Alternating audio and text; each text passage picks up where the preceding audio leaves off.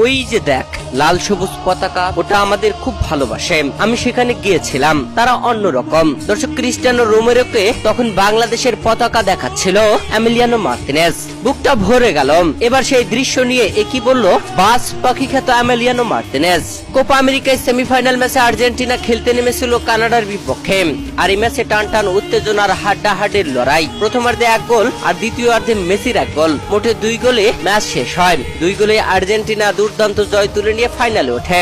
Match শেষে গ্যালারিতে থাকা ভক্ত সমর্থকদের নিয়ে উল্লাস ভাগাভাগি করছিল মেসিরা সবাই। আর এই সময় এমিলিয়ানো মার্তিনেজ ক্রিস্টিয়ানো রোমেরোকে গ্যালারির দিকে হাত দিয়ে ইশারা করে কিছু একটা দেখাচ্ছিলেন। ঠিক তখনই ক্যামেরা যখন গ্যালারির দিকে ধরে, গ্যালারির মাঝখান বরাবর সবার নজর কেড়ে নেওয়া একটি পতাকা ছিল।